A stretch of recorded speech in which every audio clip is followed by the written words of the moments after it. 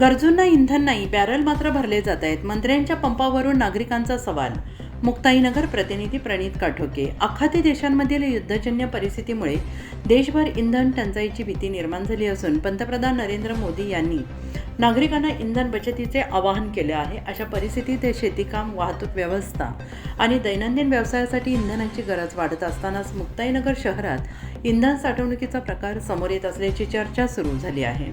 आज मुक्ताईनगर शहराबाहेरील रक्षा auto fuel petrol पंपावर petrol आणि डिझेल घेण्यासाठी मोठमोठे कॅन, ड्रम आणि बॅरल यांच्या लांबच लांब रांगा पाहायला मिळाल्या.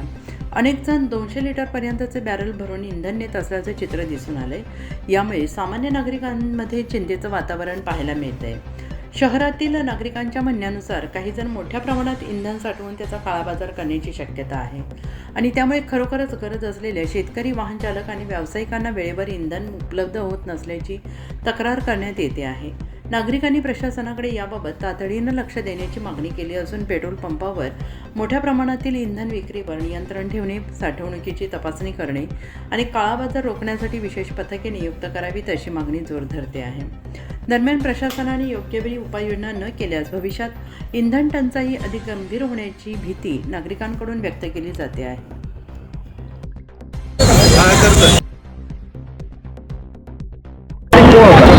आता सकाळी 10 वाजता एक फायरिंगची घटना आलेली आहे. जे जखमी आहे त्यांना आपण अस्पतालमध्ये शिफ्ट केलेले आहे.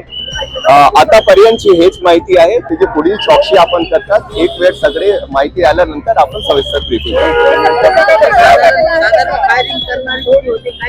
नाही. आतापर्यंत हे सगळं माहित नाही आहे. हे माहित झाल्यानंतर आपल्याला पुढील माहिती देईल. 10 वाजताची घटना आहे. सध्या तो 2 राऊंडची माहिती आहे. जसं हे होतात मी आपल्याला सांगतो. धन्यवाद.